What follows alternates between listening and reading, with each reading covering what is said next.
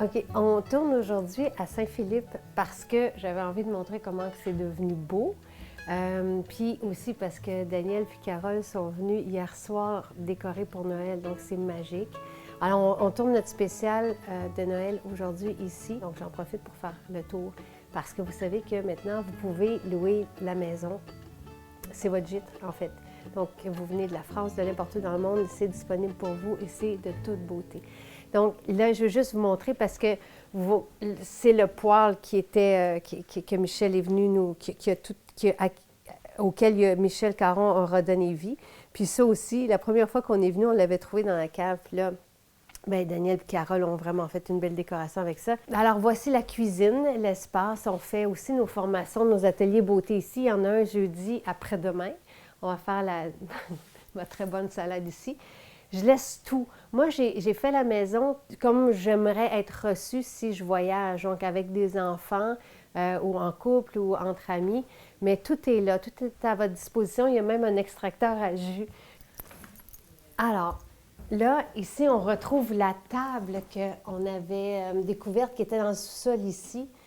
Puis, on a mis juste un vieux drap de lin dessus et la super belle vaisselle que Yvonne a trouvé pour moi dans un encan la semaine dernière. Je la trouve vraiment... Tout le set m'a coûté 80 $, je le dis parce que je suis assez fière, merci. J'ai même trouvé de la coutellerie pour aller avec. Puis voici ce que les sœurs ont fait. Donc, c'est la table. Il y a des chanceux, il y a 2 chanceux qui vont venir passer Noël ici, des familles en fait, puis le jour de l'an aussi. Puis ça, c'est la super belle déco. Là, un beau sapin recyclé. Tout est recyclé, vous savez, avec. Puis je trouve que c'est tellement pas compliqué. Puis que ça met de la magie en même temps, là. Et je vous présente Simon qui prend des photos aujourd'hui. Ça, c'est notre baratte à beurre avec, excuse-moi, avec une vieille pâte. Ça, c'est mes préférés, les vieilles pâtes. Regardez! C'est mon bonhomme de neige. Il n'y a pas de prix. Des fois, je laisse des prix. Ça veut dire que vous pouvez acheter les décorations, mais lui, non. Puis la baratte à beurre qu'on a descendu de la grange, le piano, on l'a fait accorder. Donc, vous pouvez même jouer. Puis c'est le petit coin salon. Je laisse des jouets pour les enfants ici. Puis, on a fait installer une télévision, si vous voulez regarder. Il me reste juste à trouver un sofa, plus qu'une place, là. Venez voir la belle salle de bain.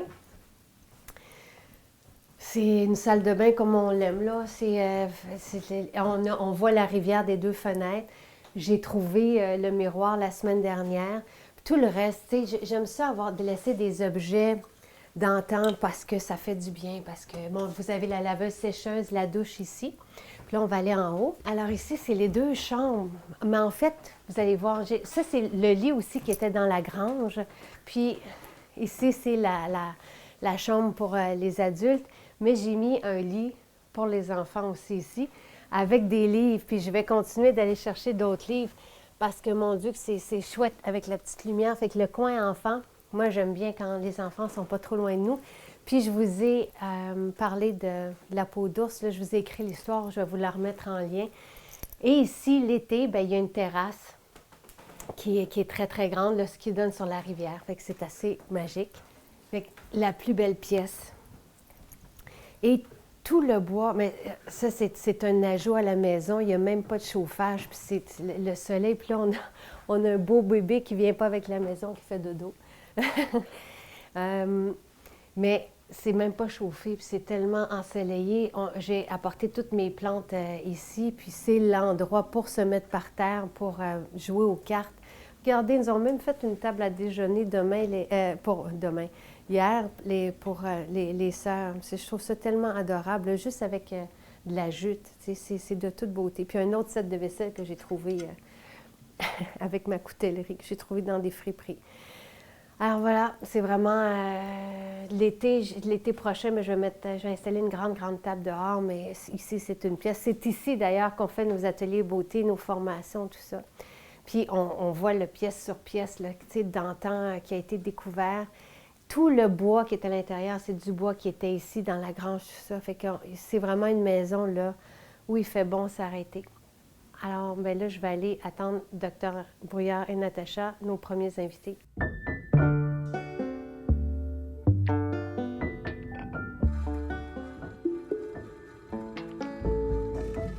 Natacha, Dr Brouillard, vous êtes notre cadeau de Noël. Je voulais prendre le temps qu'on se voit ensemble, tranquille. Mais je veux qu'on revienne sur quelque chose aussi, parce que vous êtes sortis pas mal. Vous en avez essayé des affaires. Et c'est ça qu'on aime de vous. C'est que vous prenez le meilleur de toutes les possibilités qu'on a pour se soigner. Est-ce que c'est vrai? Bien, je pense que le rôle d'un thérapeute, d'un médecin, c'est d'abord être au service de son patient. Qu'est-ce qu'on peut trouver pour pouvoir l'aider? Et quand moi, les gens arrivaient, et je te disais, c'est une bonne partie de la clientèle, disaient, docteur, ça fait 10 ans que j'ai tel problème, j'ai essayé telle chose, tel médicament, et j'ai encore le problème. Qu'est-ce que vous pouvez m'aider de plus? Fait que tu n'as pas le choix à un moment donné de sortir un peu de ta zone de confort que tu connais ici, puis d'aller voir un peu de ce que les autres places on peut apporter pour ça. Et je peux dire que mes voyages, surtout aux États-Unis avec l'Institut de médecine fonctionnelle, en Allemagne aussi avec les médecins là-bas, les Français, etc., j'ai réalisé à quel point la science était très avancée dans des domaines que je ne connaissais pas encore ici, du moins qu'on ne nous faisait pas voir ici. Donc, j'ai été obligé de m'instruire encore en postdoctoral, si on veut, à faire beaucoup d'informations comme ça, beaucoup de séminaires, de conférences à l'extérieur. Des fois, je partais pour 4-5 jours pour voir tel problème, comment on fait régler ça. Qu'est-ce que vous avez pu apprendre, par exemple, en Allemagne, en France? Qu'est-ce qu'ils font de plus que nous? Bien, ce qui était vraiment intéressant pour moi, c'est une chose qu'on ne voyait pas ici, c'est les thérapies qui sont plus intégratives. Hein, par exemple, l'acupuncture, c'était toute la thérapie avec les plantes aussi. Ils ont des bouquins incroyables sur la sagesse ancienne que nos plantes peuvent apporter pour la santé aussi.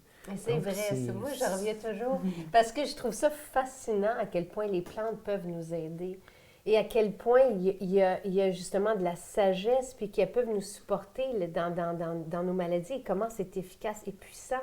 Mais pour moi, des plantes, ça se mettait sur la table. C'est décoratif. Oui, mais c'est vraiment puissant. On est arrivé là où on est encore vivant parce qu'on a eu les plantes, je pense, pour nous guérir. La pharmaceutique, c'est tout récent, ça a une centaine d'années seulement. Donc, c'est une médecine nouvelle qui est encore en stade de développement, à mon avis, alors que la sagesse des plantes est là depuis des millénaires, hein, je pense, autant aussi vieille que l'homme. Qu'est-ce que vous mangez? Parce que là, ça a mélangé tout le monde. Tu sais, on leur dit de manger des légumes, après ça, on leur dit de manger du gras. Là, les gens étaient vraiment mélangés. Pourquoi les deux? Pourquoi pas les deux? Mais c'est juste ça, je veux juste vous l'entendre dire. Bon, mais ça, il faut encore là, faire attention. Il n'y a pas de diète universelle. Non. Je pense qu'il faut arrêter de penser. Mais c'est un peu ça qu'on veut avec l'alimentation. Il faut pas avec on va aller l'alimentation miracle. Hein? C'est plus la pilule. OK, on s'en va à l'alimentation. On voudrait avoir, donnez-moi là, dans une page que je dois manger. Bien, c'est pas ça. Premièrement, on est très variable. C'est-à-dire qu'un jeune, puis rendu à 40, puis à 80 ans, on ne mangera pas la même chose. Donc, le même individu va devoir changer un peu son alimentation en vieillissant. Et on n'est pas tous pareils non plus. On n'a pas...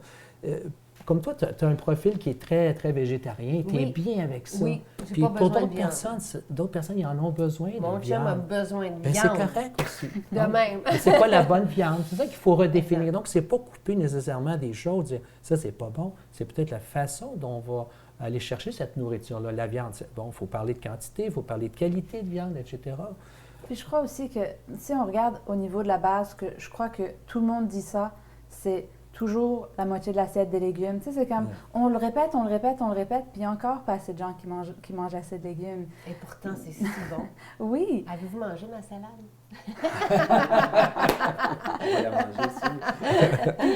Puis des fois, c'est ça, parce que le moins transformé possible. Tu sais, de nos jours, c'est ça. Les gens stressent beaucoup avec qu'est-ce que je dois manger parce qu'ils sont stressés, puis ils n'ont pas le temps. Ouais. Mais il faut juste retourner à la base, de cuisiner en famille.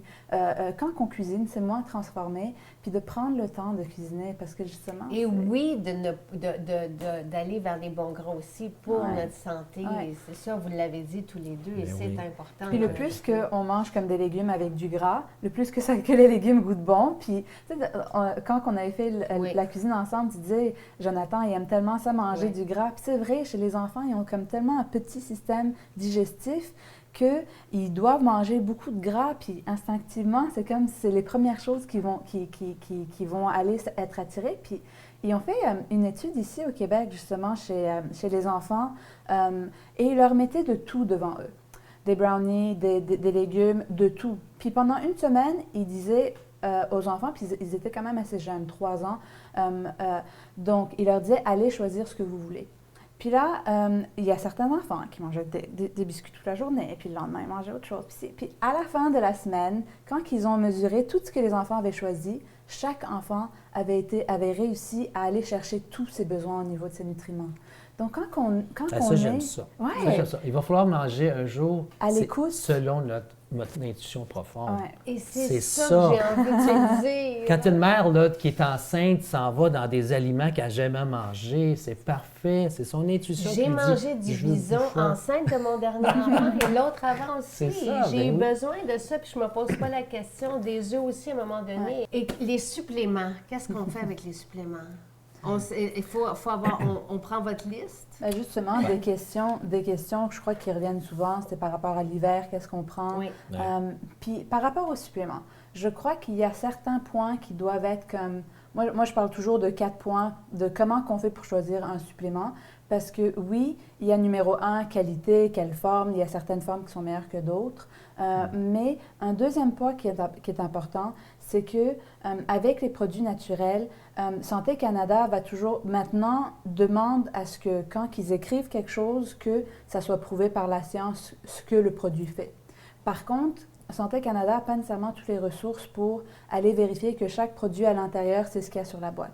Donc, souvent, il faut que les compagnies de suppléments se fassent inspecter par des compagnies indépendantes pour justement s'assurer. Donc, il y a une compagnie qui s'appelle NSF, que justement, c'est une compagnie indépendante qui va justement aller vérifier que ce qu'il y a dans le produit, c'est ce qui est écrit sur la bouteille. Tu sais, s'il y a des comprimés de calcium, c'est de la poussière de roche là, ou d'huître. La poussière d'huître, oui, c'est bon.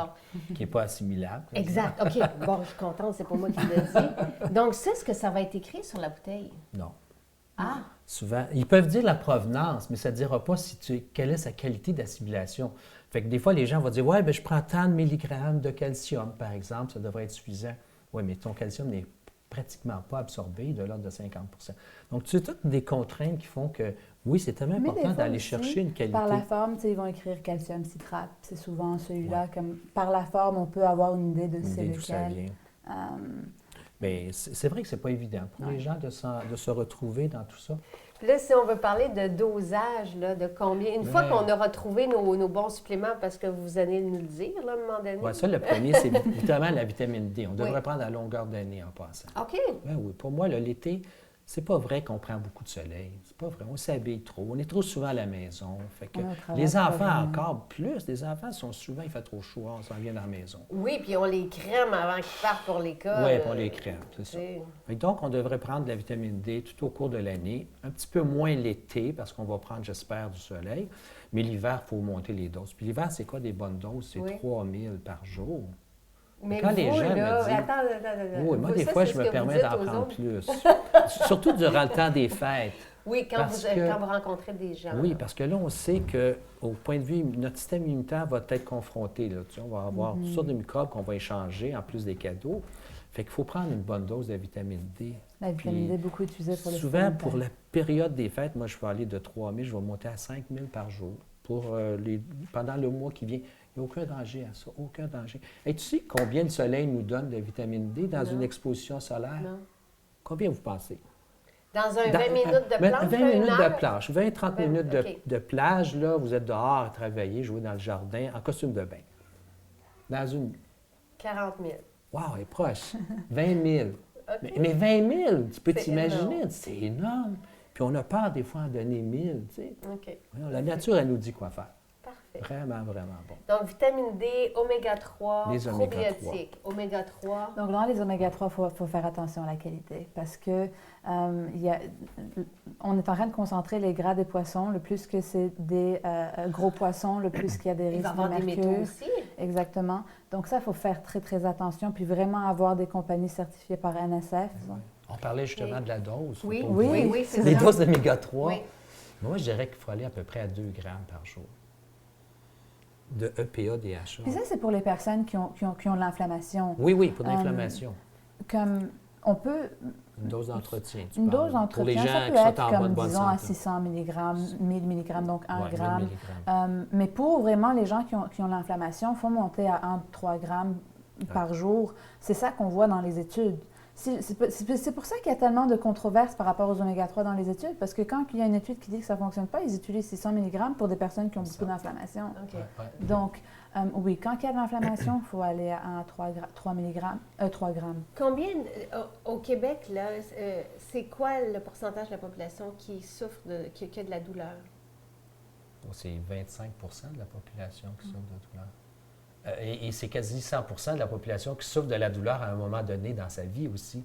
On dit qu'à peu près 25 de la population a des maladies, des douleurs chroniques actuellement au Québec. Est-ce que tout peut se renverser? Bien, je te dirais que tout peut se renverser jusqu'à une certaine limite. C'est-à-dire que tu peux renverser des fois des solutions de douleurs chroniques et dire oui, c'est vraiment fini, c'est parti. Il y a d'autres, par contre, que tu vas pouvoir aider, dire ah bien, c'est ma douleur qui était 8 sur 10 constamment, c'est rendu à 2 à 3 sur 10 et c'est tout à fait viable. Je peux vivre avec ça. Tu sais. Et donc, je te dirais qu'il y a toujours quelque chose à faire quand il y a une douleur. Je dis bien dans le livre, il ne faut pas hésiter à frapper à différentes portes pour trouver des solutions. Il ne faut pas baisser les bras parce qu'on souffre un jour, dire ah, il n'y a rien à faire pour ça. Il y a toujours quelque chose qui est en évolution par rapport à ça. Ne serait-ce même que toute la question de savoir pourquoi j'ai une douleur dans ma vie. Oui. Tu sais, c'est bien beau de dire je veux une pilule pour ma douleur, mais qu'est-ce que la douleur veut t'enseigner ou qu'est-ce que la douleur veut te faire comprendre? Et c'est toute la psychosomatique, si on veut, des maladies et des douleurs qui est ici importante. Pendant la période des fêtes, brûlement d'estomac et après aussi, et lendemain de veille. Qu'est-ce qu'on fait pour les brûlements d'estomac? Bien, il y a les brûlements d'estomac qu'on peut qualifier, là, qui sont souvent présents chez les gens. Puis une chose qu'il ne faut pas oublier, c'est que c'est pas nécessairement de rajouter quelque chose quand on a des brûlements d'estomac. Peut-être aller voir, on dit toujours qu'il faut traiter la cause. Puis peut-être aller voir pourquoi les gens ont des brûlements d'estomac en général. Pourquoi? C'est ça. Et une chose qu'on oublie parfois, trop souvent, c'est d'aller voir est-ce qu'il y a un microbe qu'on appelle l'Helicobacter pylori. C'est une bactérie qui, au niveau de l'estomac, qui est présente dans l'estomac, et qui va percer à travers la muqueuse et faire des micro-ulcérations, puis des fois au point de faire une grosse ulcération. Donc, les ulcères d'estomac, de plus en plus, on peut dire quasiment que 80 de ces gens-là, la cause, c'est ce microbe. Donc, il faut enlever ce microbe-là. Et puis, pour l'enlever, il faut aller le rechercher, puis il y a des tests qui sont faits pour ça.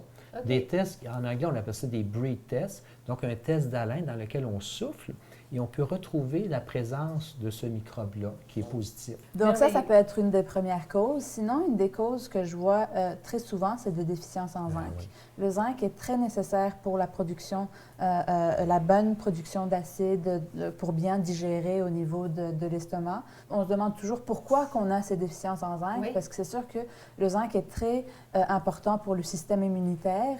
Souvent, les gens qui sont très stressés, c'est comme s'ils ont des plus gros besoins de zinc. Le zinc est tellement important, justement en hiver, on parle du système immunitaire, mais aussi la production de testostérone. Très important chez les hommes, la prostate aussi. Hein? Un des produits essentiels, c'est le zinc pour aider la prostate et la testostérone chez l'homme. En prenez-vous du zinc? Oui. À tous les jours? Tous les jours. Par rapport au dosage, ce qui est important, c'est qu'il ne faut pas monter au-dessus de 40 mg par jour parce que après ça affecte l'absorption du fer, l'absorption du cuivre. Donc, parce que c'est important de dire pour les hommes qui écoutent, qui se disent... Là, oui, exactement. Puis si jamais, juste en terminant, si on a un petit rhume, là, donc, tu disais, moi, j'aime bien le gingembre, le jus de gingembre avec du citron, un peu de pollen. Surtout comme pour les mal de gorge, moi, ce que je trouve qui est bien antibactérien, se gargariser avec de l'eau, du sel, du citron dedans, parce que l'acidité et le sel va tuer les bactéries. Sinon, l'origan aussi, qui est une herbe antibactérienne. Les huiles essentielles, oui, dans la gorge, on peut badigeonner un petit peu, là, je trouve ça intéressant. Vraiment, c'est mon casse-grippe bien souvent. Ouais. J'aime ça aussi. Merveilleux. Merci beaucoup, beaucoup.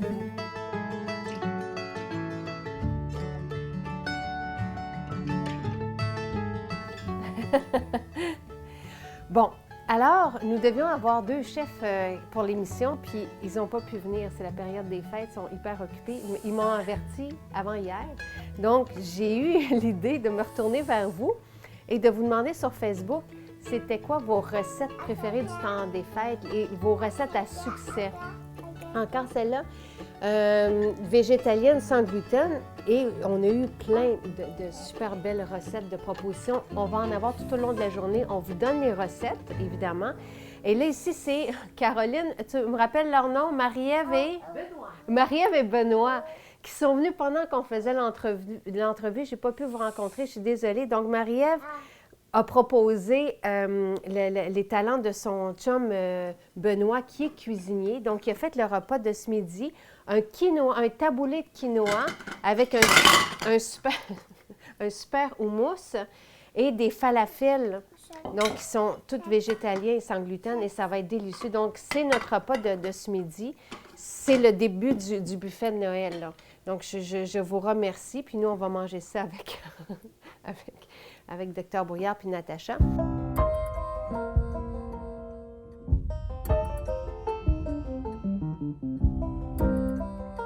Donc, Elisabeth, qui est aussi une de nos distributrices, fait que c'est Sylvain qui a vu, parce qu'il m'avait dit, tu sais, des fois, moi, je mets un post le matin sur Facebook, puis là, il faut que je lise 300 trucs. Courriel, c'est long. Et là, j'allais faire une conférence ce jour-là, dimanche. Fait que là, il dit, je vais t'aider. Il a trouvé toi ou s'est arrêté là? Après ça, il n'a pas pu continuer. Mais il était tout content avec, voilà. Donc, Elisabeth de Sherbrooke. Je suis contente, de Sherbrooke. Je suis contente de venir te présenter mes petites recettes. Merci. Et je t'ai donné un peu de fil à retordre, parce qu'au départ, ta verrine, il y avait des poires dedans. Heureusement, tu m'as appelée, j'allais les verser. Puis là, j'ai dit, on ne peut pas mettre de poire dans un dessert, n'est-ce pas, les gars? Parce qu'on a écouté Christian Limoges, fait qu'il ne faut pas mettre de à 3h30 hier. Ailleurs. Oui, donc on s'est parlé hier, mais c'est tellement mignon en plus. Là. C'est vraiment le fun à servir. Ça peut se manger pour déjeuner aussi. Bien, tu vois, j'ai eu le réflexe d'aller les mettre sur la table à déjeuner. Mais ça complète vraiment bien un repas, évidemment. Là, c'est léger, ça se mange bien. Mais pour déjeuner, un petit pudding mousse au tofu et chocolat, là, c'est... Avec un croustillant d'amande, oui. Puis, tu sais, il y a très peu de sucre. C'est 1/4 de tasse de sucre pour 1/4 de tasse d'eau qu'on fait chauffer. On rajoute le chocolat qu'on fait fondre, la mousse de tofu. Bien, le tofu. Ça se fait quand même relativement bien. Puis, le croustillant d'amande, c'est des biscuits aux amandes que j'ai transformés en crumble. Ça aussi, amandes qu'on met en poudre, un peu de sirop d'érable, un peu d'extrait de vanille. On met ça au four. Puis, je pense que c'est 4 ingrédients. Là. Il m'en manque un. Le poudre à pâte, oui. Puis on peut les faire en biscuits ou on peut les faire un peu plus minces. Ça sera le mien, OK? Je vous dis, ça passe le test. Oh, extraordinaire. Vraiment. C'est pas trop sucré, mais... Et c'est joyeux. Vraiment, là, je suis très contente. Moi, j'ai Donc, c'est découvert le déjeuner ça, du brunch de Noël. Tout le temps. Tu as aussi préparé une salsa de maïs. Oui, ça, c'est vraiment le fun. Là. Ça, c'est ma recette plus signature là, que j'emporte partout, que je sers quand mes amis viennent manger. Je la fais au mois d'août quand le maïs est vraiment sucré sur nos tables. J'en fais vraiment une razzia de peau. C'est super simple aussi. C'est du maïs, poivron, oignon, coriandre, d'alim, un peu de vinaigre, sucre. Génial. Donc, on va servir en entrée. Oui, puis avec les maïs mauves, là, ça punch un peu la table. Ça va faire une belle table. Bien, merveilleux. Donc, on prend les recettes et on vous les offre. Oui, avec plaisir. Merci, Elisabeth. Merci de t'être déplacée de Sherbrooke. Oui.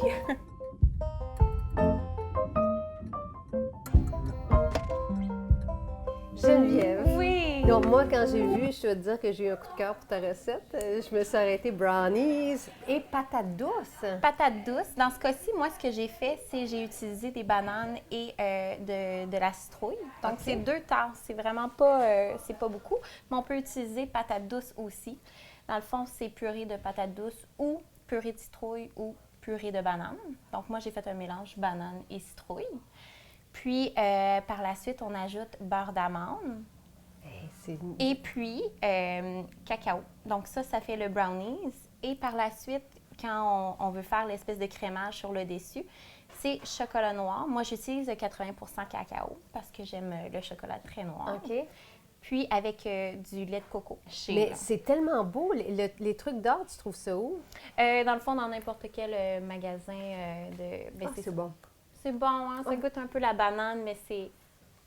Avec l'amertume un peu du chocolat 80 % cacao. Moi, bravo. Mais merci. Alors, Nadège est venue avec sa maman. Et Nadège, qu'est-ce que tu nous as préparé? Ça. Toi, tu manges les canneberges? C'est bon. J'ai jamais goûté à des canneberges comme ça. Séchées? Oui, Ah. oui, je sais. Non, mais tu sais, moi, j'apprends tout, là. OK. Donc, Dominique? Oui, Bonjour, Allô, bienvenue. Jacinthe. Salut, Oui, merci. salut. Merci d'être là. oui, ça me fait plaisir. Et toi, c'est un pâté que tu as fait, un pâté de foie. Oui, mais foie Foie, comme... F-O-I. Oui, c'est ça, exactement. Et c'est ce que j'ai vu, puis tu disais que c'était une réussite à tout coup. Oui, ça fait vraiment longtemps que cette recette est partagée. J'ai vraiment plusieurs personnes qui m'en parlent tout le temps. C'est une recette qui est bonne à l'année, mais particulièrement dans le temps de Noël, pour remplacer un peu les plateaux de pâté de foie ou pâté de campagne là, avec des craquelins, du pain. C'est vraiment super. Ça, c'est le pain. J'aime bien servir le pâté de foie avec du vrai bon pain, plus comme de campagne entier. Ça, c'est du pain aux graines de tournesol germé. Puis celui-là, il est aux graines de sésame germé aussi. C'est toi qui les as fait? Oui. C'est des pains sans gluten qui sont faits à base de lentilles Bon, rouges. là, tu as l'admiration de toutes les femmes ici. Bravo. Et tu es mère et tu fais ton pain sans gluten et il est de toute beauté. Bien, merci. Wow. Mais c'est facile, ça aussi. Là. Tu le laisses sur le comptoir pour germer. Puis le lendemain, tu le mets dans ton robot culinaire ou ton mélangeur. J'ai pas besoin de pétrir rien. Là. C'est vraiment un pain comme qui est sur le comptoir, puis qui est dans le robot, puis qui est dans le four. Là. C'est fantastique. Je suis super contente. Vraiment, avouer que c'est une bonne idée. Donc, je me lance des fleurs tout le temps. Puis, j'ai vraiment aucun mérite. J'ai juste eu cette idée-là de vous recevoir ici puis de partager vos meilleures recettes. Ah, il est parfait. Oh, bon, bravo. Bravo. Il est de toute beauté. Ah, c'est vraiment merveilleux. Donc, écoute, c'est ton brunch de Noël ou ton buffet de Noël, il est fait, là. Tu sais, c'est ça. C'est un bon commencement. C'est pour ici? Tu veux-tu nous aider à le décorer? C'est pour les gens ici. Tu veux en mettre des décorations? Avec les canneberges aussi, ça serait bien. Les canneberges de collation. Non, c'est ma casserole, ça. Et dis-moi, qu'est-ce que tu as mis dans ton pâté? Bien, en gros, on fait cuire des champignons. OK, alors ça va être délicieux. C'est une base de champignons. Puis de l'autre côté, on met amandes, noix de Grenoble dans le robot culinaire. Puis on mélange nos champignons cuits avec ça. Puis, il y a du piment de la Jamaïque qui est comme un peu l'épice de Noël. Je pense que c'est pour ça que les gens aiment le faire dans le temps de Noël. Ça rappelle vraiment comme le goût de la viande de Noël. Oui. Ou toi, tu es une amatrice de canneberge. Non, est-ce que je peux goûter à une canneberge? J'ai jamais goûté. Tu partages avec Jacinthe? Merci. Ah, c'est gentil. Merci. C'est une de tes collations préférées, hein? Mon bébé est en train de se réveiller. Ah! On va aller le voir? OK. Il va être content de te voir. Miam. Merci beaucoup, Dominique, vraiment. Merci de rien. Je suis très contente et on est tous épatés.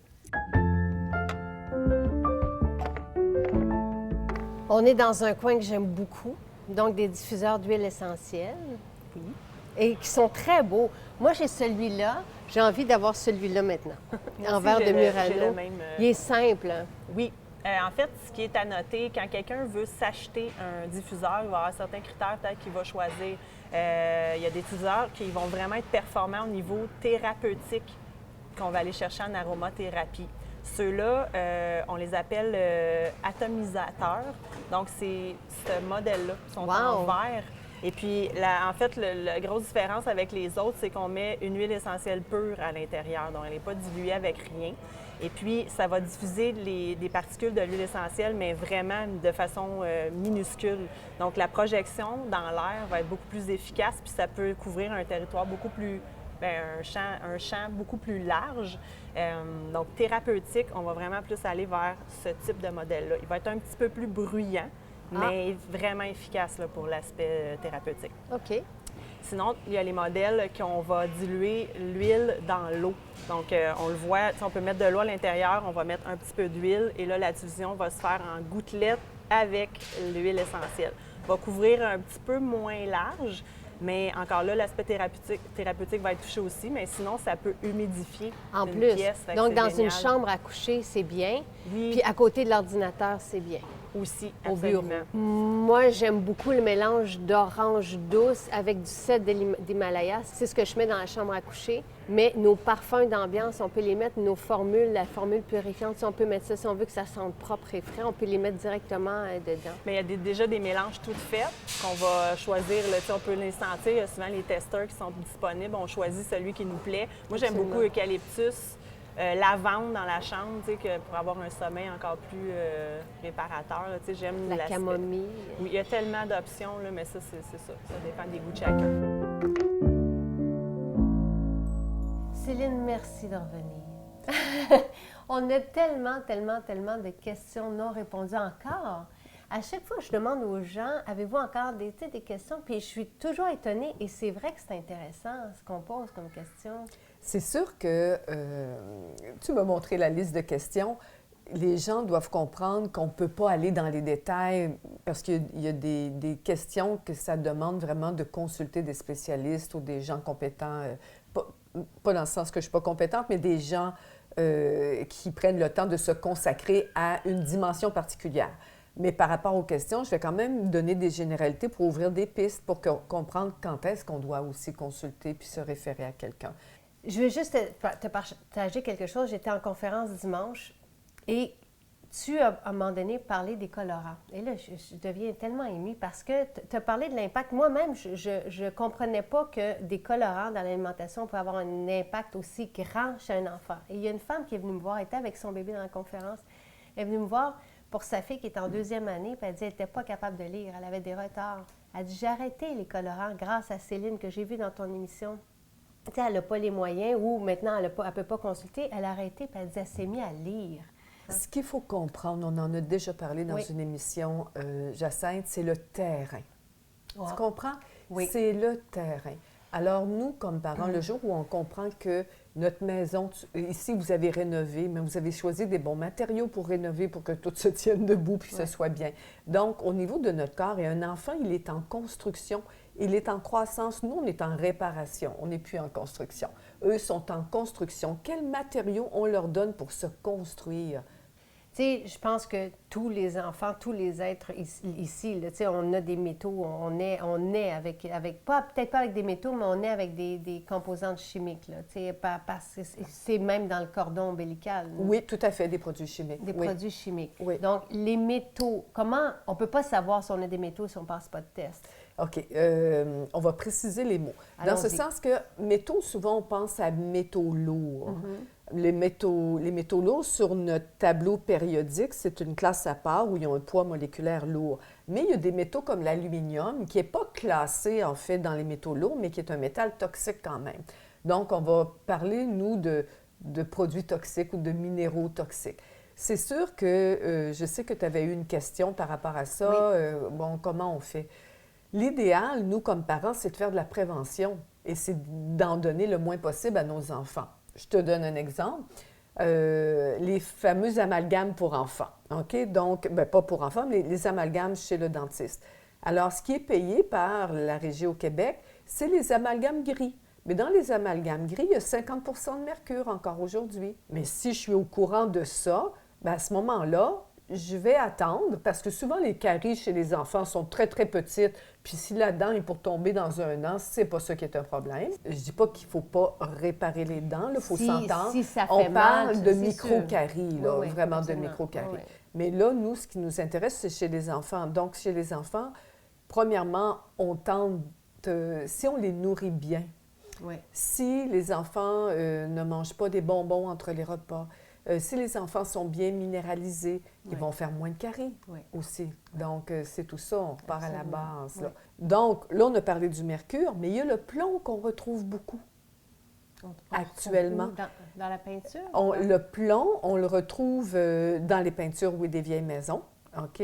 Donc, et si je fais des réparations, je remets la poussière en circulation, ça va faire une poussière dans laquelle il y a du plomb parce qu'il y avait du plomb autrefois dans la peinture. Et là, je vais l'inhaler et là, je vais le donner à mon bébé. Ou sinon aussi dans l'eau de certaines villes. Si j'ai une vieille maison, que les tuyaux n'ont pas été changés, les tuyaux sont en cuivre, donc ça peut donner du cuivre, mais les soudures, à l'époque, il y a longtemps, étaient faites en plomb. Aujourd'hui, on n'a plus le droit là, de les faire en plomb. Donc, ça aussi, ça pouvait donner du plomb. Mais dans les villes, comme dans certains quartiers de la ville de Montréal, il y a encore des tuyaux aussi de la ville qui sont faits aussi avec du plomb.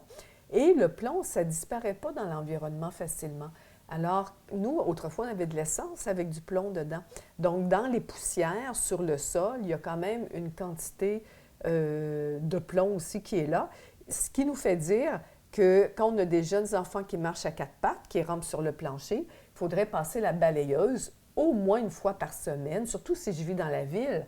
Je rouvre mes fenêtres, donc j'ai de la pollution qui rentre, des poussières et tout, mais même partout. Et là, il faudrait passer vraiment la balayeuse parce que la poussière, elle tombe sur le plancher, puis le bébé est à terre, puis il se met les mains dans la bouche, puis là, il va aller chercher aussi des métaux comme ça. Et plus on va manger des légumes, et même des fruits, des légumes surtout, c'est sûr, mais ça nous apporte des vitamines, des minéraux qui vont nous donner ce qu'on a besoin aussi pour être capable d'éliminer cela. Parfait. Plus je fais de l'activité physique, les enfants, là, ils sont dans des garderies, les milieux sont petits, ils se font dire « cours pas, cours pas, cours pas ». Et un enfant, ça a besoin de courir. Qu'est-ce qui se passe quand on court? Le rythme cardiaque s'accélère. Si le rythme cardiaque s'accélère, c'est que le sang circule plus. Et si le sang circule plus, bien, il circule plus au niveau du cerveau, dans le foie, dans les reins. Donc, on élimine nos déchets aussi. Qu'est-ce que quelqu'un demandait, une alternative aux antibiotiques antivirales? OK. Ça, un antibiotique, il faut s'entendre, ça peut sauver la vie. Oui. Je pense que j'avais déjà dit, moi, s'il n'y avait pas eu d'antibiothérapie, j'ai une de mes filles adultes qui a fait une péritonite, mais elle serait décédée dans une autre vie. OK?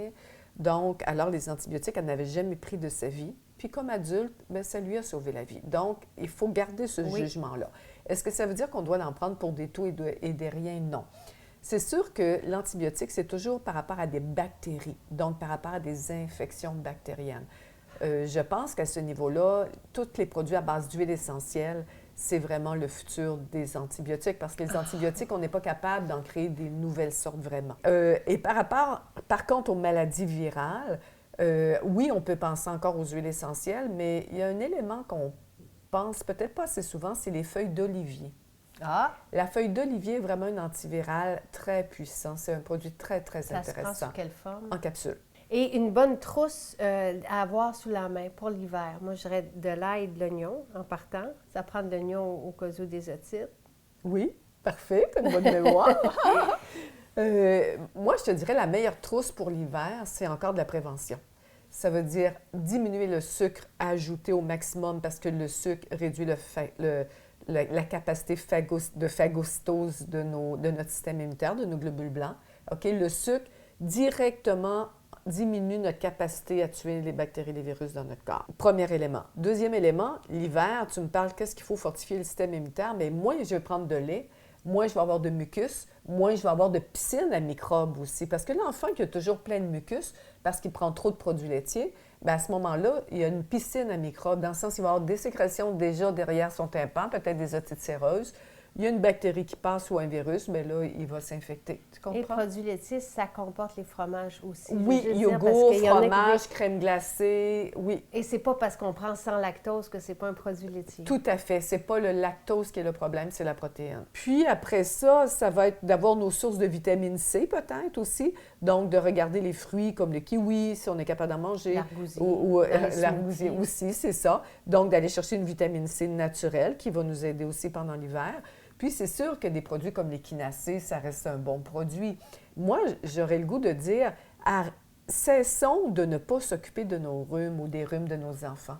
Parce que les parents, leur enfant, il mouche, bien, qu'est-ce qu'ils font? Ils font juste le moucher. Alors, ce qu'il faut faire, c'est hydrascence, c'est le neti-pot, c'est vraiment nos sinus rince, tu sais, le lavage des sinus. On peut faire ça à l'âge de 3-4 ans facilement, et même chez les plus petits avec des seringues. Donc, le lavage des sinus va vider les sécrétions, ça enlève la piscine à microbes pour éviter les otites et les complications. C'est ça la première prévention de base. Et ensuite, on peut travailler en homéopathie chez les enfants, ça travaille bien, si les gens sont à l'aise avec ça. Donc, des produits pour les rhumes, les sinus, et les sinusites et tout ça. Ou sinon, l'échinacée, ça n'empêchera pas les sécrétions. L'échinacée, c'est plus pour aider lorsqu'il y a infection. OK? Mais nous, notre rôle, c'est d'éviter de se rendre jusque-là. Parfait. Est-ce qu'une multivitamine, quelqu'un a posé la question, est-ce que c'est nécessaire de donner ça à un enfant? Moi, je dirais, ça dépend comment l'enfant mange. Si l'enfant mange biologique, il mange bien, il mange des légumes, il mange des fruits, il n'a pas besoin de multivitamines. Si c'est un enfant qui est piqué, dans le sens qu'il ne mange pas ses légumes, aucun fruit, mais oui, une multivitamine. Mais si on prend une multivitamine, Jacinthe, il faut lire l'étiquette. Ça prend une multivitamine le moins sucrée possible. Ça prend une multivitamine sans colorant, parce que beaucoup de multivitamines cheap ont des colorants. Donc, il faut vraiment trouver un produit encore là de qualité et non pas le produit le moins cher sur le marché. Okay. Et au lieu de donner une multivitamine, pourquoi pas faire un jus frais? Un jus vert. Un jus, bien, pas juste vert, mais un jus frais jus avec comme... carottes, avec dans des fruits dans l'extracteur à jus, faire un jus frais. Et comment on fait pour pas qu'il y ait la gastro, pour se prévenir la gastro? Et est-ce que c'est normal qu'un enfant ait 6 fois par année la gastro? Ce sont 2 questions posées. Pas du tout, pas du tout. Parce qu'avoir 6 gastro par année, c'est parce que mon microbiote est complètement... il est déséquilibré, c'est sûr. Pourquoi il est déséquilibré? Peut-être, je vais donner quelques conseils. Si ce n'est pas suffisant, il faut consulter un bon naturopathe. Dans ce sens que si c'est un enfant qui a pris beaucoup d'antibiotiques, bien, ça se peut que son microbiote soit complètement déséquilibré. Mais juste des probiotiques, ce n'est pas suffisant. Parce que les probiotiques, ils nous donnent 5 souches, 6 souches, 10 souches. On a plus de 20 000 souches de bactéries différentes dans notre intestin. C'est des prébiotiques que ça prend. Donc, il faut nourrir, nos bactéries pour qu'elles se reproduisent. Et c'est quoi les prébiotiques? C'est l'alimentation. C'est des légumes. C'est beaucoup ça, les prébiotiques. C'est sûr, ils se vendent des pots de prébiotiques, là, arabinogalactane, on peut penser, linoline, de chicorée et tout. Mais en fait, c'est dans notre alimentation qu'on va aller chercher beaucoup des prébiotiques. Pour prévenir? Quelle eau ils boivent. Tu vois? Parce que si c'est des gens qui boivent l'eau du robinet, alors, ou qui ont une eau de puits, mais qui ne la font pas analyser, puis qu'avec les changements de saison, il y a des bactéries. Donc, il y a plusieurs facteurs. Moi, je sais que chez nous, dès que mes enfants étaient très jeunes, soit qu'on avait de l'eau de source ou de l'eau filtrée, puis jamais on n'avait pas de gastro à la maison. Donc, la qualité d'eau que je bois, et on a déjà parlé de l'eau chlorée, tu te rappelles? Absolument. Le chlore, il fait quoi? Il détruit notre microbiote. Alors, demandons à cette maman-là qui a posé la question, est-ce que vous donnez de l'eau chlorée à votre enfant qui affaiblit au fur et à mesure son microbiote? Vous essayez de le remonter en lui donnant des probiotiques, mais si vous lui donnez de l'eau chlorée, on l'affaiblit. Puis quand on est en contact avec d'autres personnes qui ont la gastro, est-ce qu'il y a un moyen? Charbon. Le charbon activé. Mais oui, le charbon activé, c'est extraordinaire. Ah, je veux dire, c'est vraiment... Moi, dès qu'il y a une gastro dans les parages, mes enfants, ils le font automatiquement aussi, ils sont habitués. Je veux dire, ils sortent le charbon pour les gens qui n'ont pas la gastro aussi. Oui. Pour ça, si on l'a, elle va être très, très faible. Et souvent, on ne l'aura pas non plus. La seule précaution, par exemple, qui est importante de dire là, par rapport au charbon, on ne prend pas ça avec nos anovulants. On ne prend pas ça avec des médicaments parce que ça va neutraliser ou ça va diminuer l'effet des médicaments. Okay. Donc, ça, c'est sûr. Bon. OK, merveilleux. Et l'irrigation du côlon, qu'en penses-tu? Bien, moi, je pense que c'est vraiment quelque chose d'extraordinaire. Vraiment. Oui? Oui. L'as-tu déjà fait? Oui, tout à fait. Oui. Mais de tout temps, ça a existé. Gandhi se faisait des irrigations du côlon. De tout temps, ça existe? Ça fait très, très, très longtemps que ça existe de nettoyer le côlon. Ça fait très longtemps. C'est sûr que ça ne veut pas dire que tout le monde est obligé d'aller à chaque semaine faire ça. C'est pas ça. C'est vraiment pour des thérapies particulières. Mais les gens qui ont des problèmes de constipation chronique, c'est d'autant plus important. Les gens qui ont des problèmes de levure importants, aussi, ça fait toute la différence. Wow. Puis aujourd'hui, c'est parce que c'est fait par des professionnels. Il y a vraiment une association d'hygiénistes du côlon. L'eau est de très grande qualité. C'est une eau filtrée. C'est vraiment très, très bien fait. C'est merveilleux. Merci. Merci beaucoup, Céline. Tu es un super cadeau de Noël.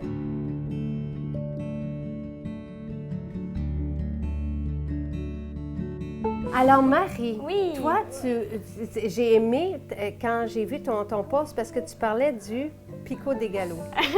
Gallo Pinto. Mais ça se ressemble. Ça se ressemble. Et c'est un plat, ça me rappelle en fait, je suis née au Brésil, puis là-bas, on mange beaucoup de riz avec la légumineuse et j'ai mangé ça, moi, pour déjeuner et j'adore ce plat-là. Oui, en fait, ça se mange beaucoup en Amérique centrale, en Amérique du Sud. C'est un plat à base de riz, de haricots noirs. Au Nicaragua, eux, ils mettent des haricots rouges. Puis, c'est vraiment la base de l'alimentation, le riz et les haricots en Amérique centrale. Puis là, ben, dans le fond, il y a différentes variantes avec différents légumes. C'est ça qui est beau avec ce plat-là, c'est qu'il y a 3 aliments essentiels. Le riz, les haricots, puis la sauce que j'ai apportée, l'isano. En fait, tu disais que le secret était dans la sauce. Oui, exactement. Mais sinon, c'est ça. Après ça, c'est les légumes. On met les légumes qu'on a à la maison. Nous, notre recette, on la fait toujours de la même façon, soit avec des oignons, des carottes, des piments et du céleri. Et on les coupe très, très petits. C'est meilleur. On peut avoir plusieurs saveurs quand on prend une bouchée. Et c'est gourmand, tu vois ça, c'est appétissant, c'est beau, c'est coloré. Merveilleux. Merci, Marie. Myriam, tu as été les premières 3 recettes que j'ai choisies. En fait, je te voyais popper une recette, une autre recette, une autre recette. Je disais, OK, parfait. Puis, ils sont toutes intéressantes. Et c'est pour ça que je suis contente que tu sois là. On ne commencera pas par le dessert, OK? OK. Ça, c'est parce que ça fait longtemps que je veux une recette. C'est une mousse avec de l'artichaut dedans. Oui, trempette d'épinards et artichauts. C'est super simple à faire. Je l'ai véganisé, dans le fond, à travers la compagnie. Donc, il y a du tofu dedans, il y a des cachous, trempage de cachous est l'essentiel pour avoir une texture lisse. Sinon, il y a des épinards, des artichauts. Ça va être délicieux. Et est-ce qu'on le réchauffe? Oui, Parce qu'il me semble que c'est ça chaud. J'ai déjà mangé ça dans un restaurant, mais c'était pas vegan. Celle-là va être meilleure. Oui, c'est réconfortant. Et tu dis à travers l'entreprise, parce que toi, tu viens de Granby. Oui. Et tu lances une entreprise pour faire des plats pour la maison. Oui, exactement. C'est un prêt-à-manger vegan qui est biologique, sans gluten. Le nom de la compagnie, c'est Vita Bouffe. Puis là, tu as fait les carottes sirop d'érable. Oui, cette recette-là, ça me rappelle tout le temps. C'était pas vegan dans le temps, mais ma mère en faisait souvent dans notre enfance. Puis je trouve que ça me rappelle tout le temps ça. C'est tout le temps réconfortant.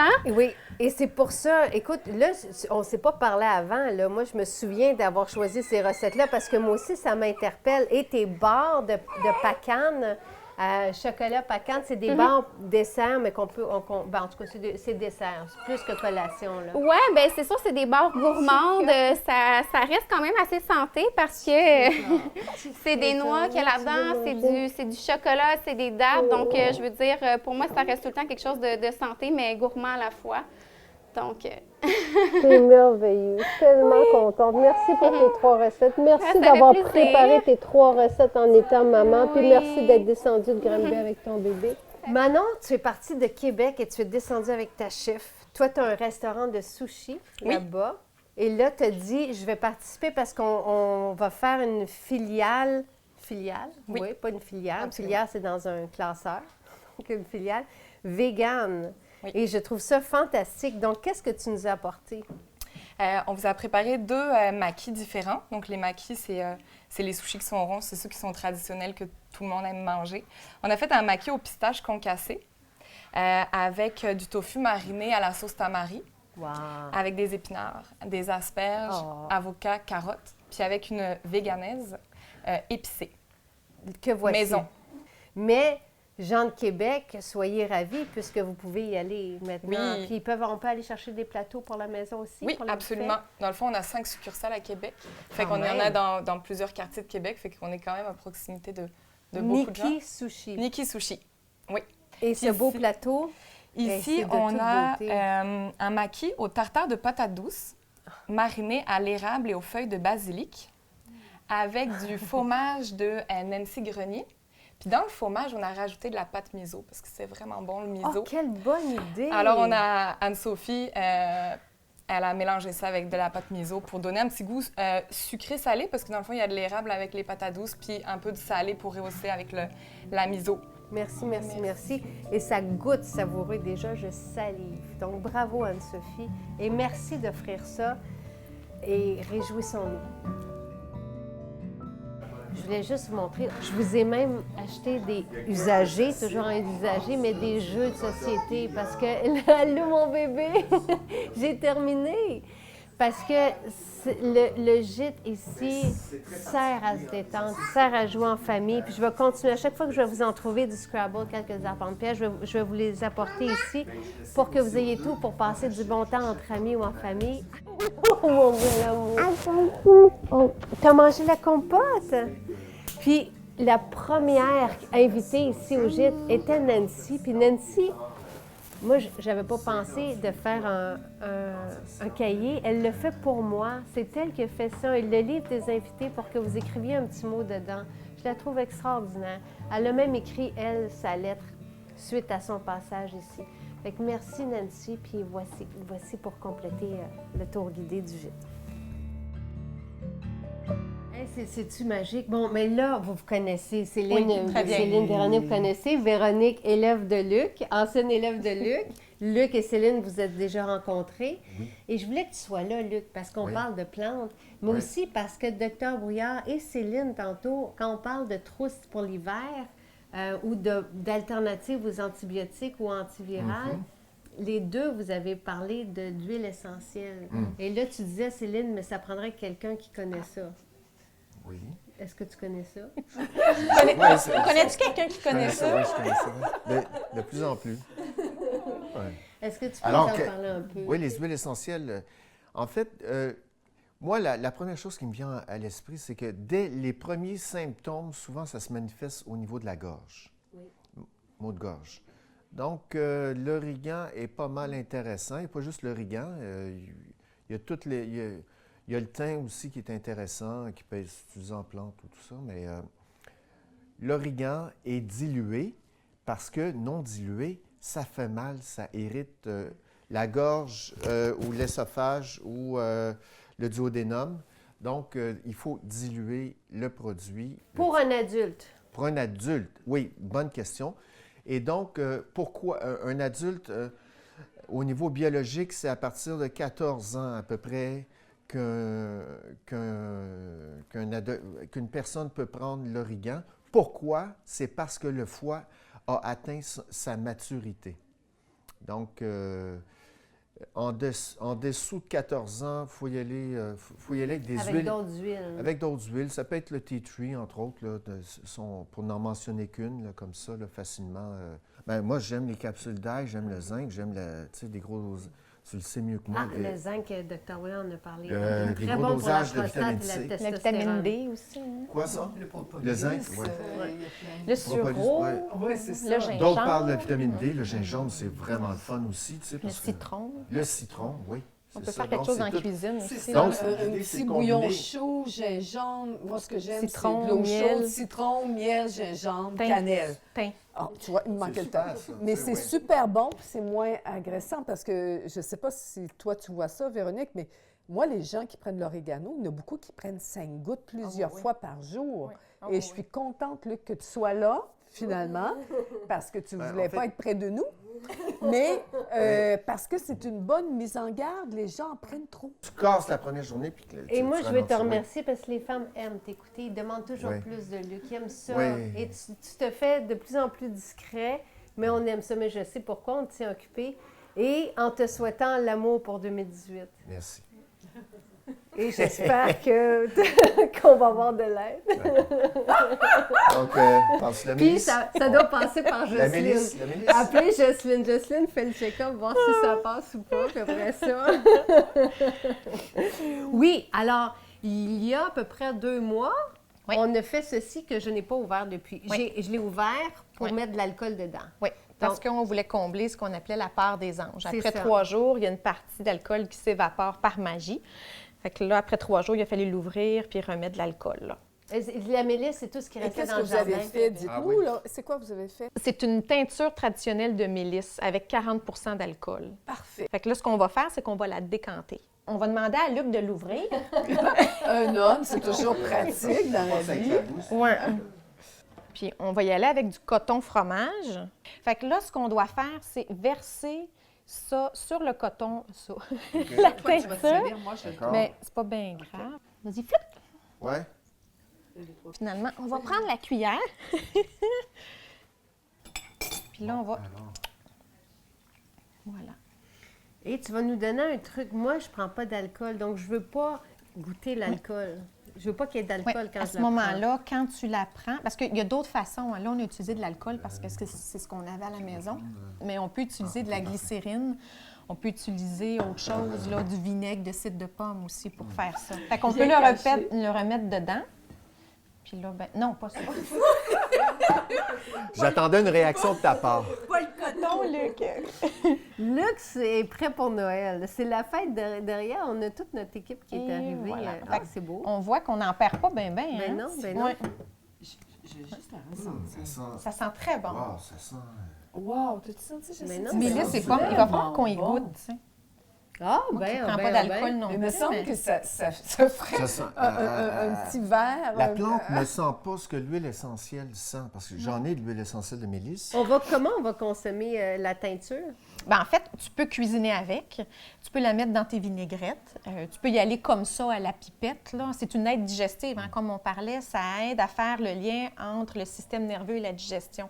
Fait que si on a une digestion qui est facilement impactée par le stress, des brûlements d'estomac, du reflux gastrique, des gaz, des ballonnements, c'est une plante riche en huile essentielle. Fait qu'à ce moment-là, tout ce qui est fermentation, distension abdominale, colique, on va pouvoir en prendre comme ça. Puis sinon, on en avait parlé, c'est un antiviral.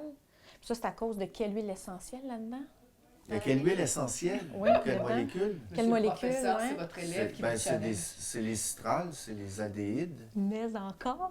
Attends. Acide rosmarinique, qui est antiviral. Oh! Celle-là, c'est une rare. C'est une bonne élève.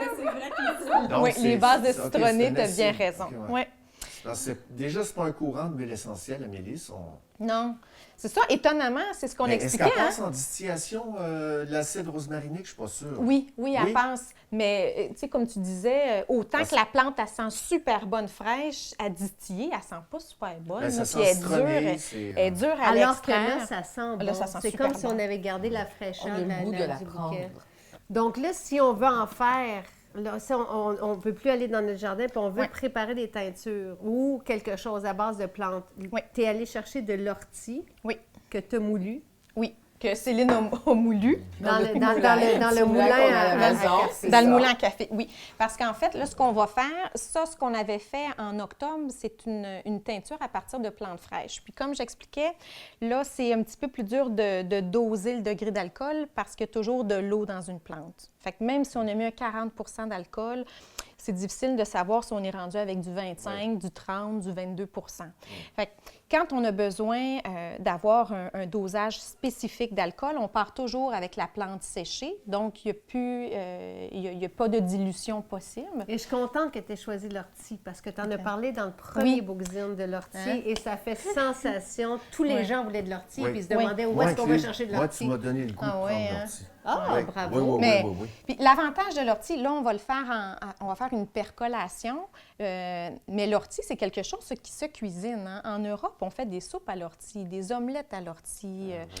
Oui. Puis moi, ça, je remplace... bon, là, il est moulu ici, mais quand elle est en petit flocon, ça remplace le persil. Fait que si on fait un plat sauté, bien, on rajoute ça dessus, on met ça dans nos vinaigrettes, on met ça dans nos boules d'énergie. On n'a pas besoin de juste boire de la tisane d'ortie ou de la soupe ou d'en faire une transformation. Là. Ça, c'est un super nutriment de cuisine. Là. Fait que là, ce qu'on va faire, c'est... Ça, c'est la méthode. En fait, c'est dans les premières méthodes pour faire des plantes médicinales, des extraits. Puis ça l'a perdu de sa popularité dans les années 70 pour arriver à ce qu'on a fait, nous, au mois d'octobre. Puis là, ça revient en force. Parce que ça, l'avantage, c'est qu'en dedans de 24 heures, 48 heures des fois, on a déjà une teinture prête à l'utilisation. Ah, fait qu'on peut faire ça pour Noël. Oui. On peut faire des Oui, cadeaux. oui. Oui, ce que j'ai fait, c'est que je suis allée chez le vitrier, puis on a fait couper, puis on a fait limer là, cette partie-là. On a besoin d'un bouchon de liège dans lequel on va faire un trou, puis on va mettre une paille. Bon, la paille, idéalement, elle serait un petit peu plus souple que celle-là pour pouvoir la pincer. OK. Parce qu'il faut qu'on calcule le débit. Puis normalement, un débit qui est correct, c'est de entre 10 et 20 gouttes par minute. Ce qui est important, c'est qu'on ne va jamais prendre la plante entière. En fait, on va la prendre entière, mais on va la moudre. Ça, c'est la partie la plus importante. Ce qu'on fait, là, on avait de l'ortie. J'ai à peu près 50 grammes d'ortie. L'ortie, c'est environ 45 d'alcool. Fait qu'on va aller avec du 40 là, c'est ce que j'avais à la maison. On doit humecter la partie qu'on va utiliser. Fait que ce qu'on va faire, c'est qu'on va... Puis il faut que ça soit comme un sable mouillé, pas trop. Il ne faut pas que quand on l'écrase, qu'il y ait des gouttes.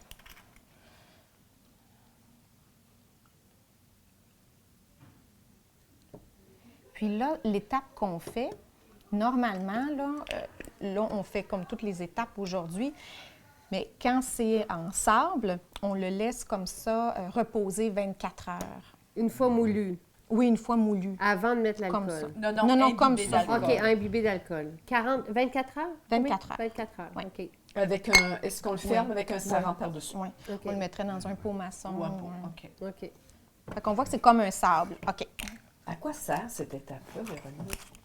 En fait, c'est de détendre déjà la plante puis de la mettre en contact avec son solvant. J'avais 50 grammes d'ortie, donc je vais faire une dilution 1 pour 2. Ça veut dire que pour 50 grammes, je vais avoir besoin de 100 millilitres d'alcool.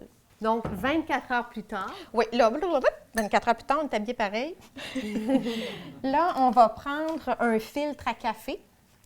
On va découper la superficie que j'ai de l'ouverture de mon vase. Puis là, je vais le plier. Je vais en prendre 2, juste pour que ça soit, que le débit soit un petit peu plus lent. Fait que ça, c'est mon point de départ. Donc, 24 heures plus tard, je viens remplir le cône. Je viens le compacter. Tu te vois-tu faire ça en 2 sérums, Luc? Donc ça, je viens faire glisser ça dans le fond. Voilà.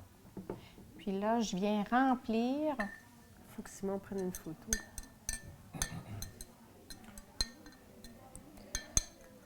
Comme tu as rempli préalablement ton filtre, c'est lui qui sert de bouchon en même temps. Exactement, c'est OK. ça. L'idée, là... Merci. L'idée, c'est qu'on va, en fait, mettre toutes nos plantes, on va y aller absolument en 3 étapes. On va mettre le tiers, on va humecter un petit peu, donc pour que ça se compacte puis que le filtre puisse se détendre autour. Fait qu'avec ça, là, je mettrai un petit peu d'alcool.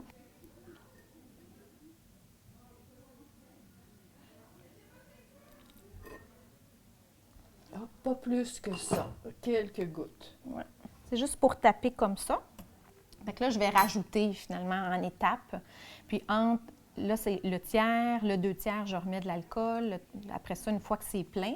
Fait que ça, je viens les déposer à la surface de mes plantes. Puis ce qui me reste d'alcool, c'est là que je le mets. Puis là, l'alcool va percoler progressivement. Puis on veut on veut obtenir de 10 à 20 gouttes la minute. Puis selon la quantité d'alcool, le volume, bien, ça va prendre quelques heures. Puis si c'était plein, bien, 24 heures. Puis j'ai une teinture, comme l'alcool a pu passer tranquillement à travers les molécules, assez saturé. Fait que le solvant est heureux, puis le produit final est beaucoup plus rapide que d'y aller de cette façon-là, comme on a fait cet été. Et on a une teinture avec tous les actifs de l'ortie dedans. Oui. Fait que c'est accessible à tout le monde. Puis on peut faire des mix de plantes aussi. Merci infiniment. C'est super intéressant. Vraiment. Et joyeux Noël et prenez soin de vous et de vos amis.